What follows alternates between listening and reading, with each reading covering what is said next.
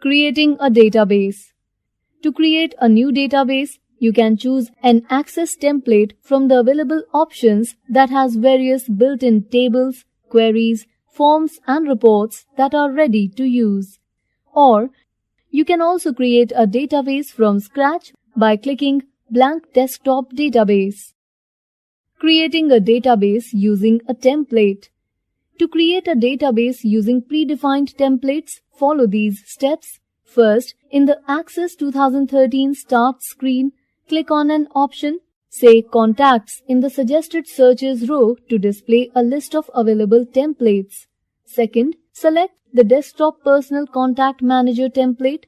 It displays a description of the template and asks you to enter the name of the database under File Name. You can either save it in for the default location that Access shows below the file name box or click the folder icon to select another location. Third, click Create. Access opens the Contacts database and displays the table in Datasheet view. The navigation pane displays all the objects. Fourth, now click in the cells one by one and start typing records. Press Tab after each entry to move to the next cell. Creating a database from scratch.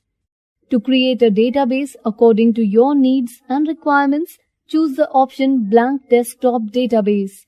To create a blank database, follow these steps.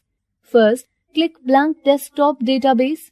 Second, type a name for your database in the File Name box. The default name is Database N ACCDB, where N is a numerical sequence, that is 1, 2, 3. You can either use the default location that Access shows below the file name box or click the folder icon to select another location. Third, click Create. You will see a blank table, Table 1, in Datasheet view where you can start adding data. By default, the first field in each new table is an ID field. This is the primary key, an entry that will uniquely identify each record in the table. No two records in the table can have the same value for the primary key field. You can also rename it. Let us enter the first record. Fourth, click in the cell below the field 1 in the table. Enter Neha Gupta and then press the Tab key to move to the next field. The icon in the record selector changes to a pencil to indicate that this record has not been saved yet. The value 1 appears in the ID field. The name of the second column has changed to field 1 and Click to Add label has moved to the third column. Fifth, click the pencil icon in the record selector to save the record before you move on. Sixth, click the cell below Click to Add and then enter the information shown in the screenshot below. Press Tab after each entry. Notice that two tabs appear on the ribbon, Fields and Table under Table Tools. Seventh, now rename the field names to make them meaningful. For example, double-click the ID field name and rename it Employee Number. Eighth, repeat step 7 to rename the other fields as shown in the screenshot. 9.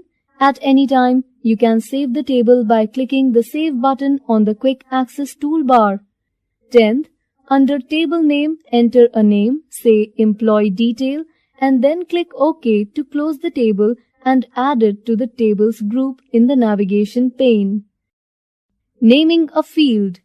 Rules for naming a field are as follows. A field name can be 1 to 64 character long. A field name can include letters, numbers, and some special characters. The underscore sign is often used. A field name cannot have a period, an exclamation mark, brackets, or the grave accent. A field name cannot start with a blank space. A field name can be in upper, lower, or mixed case.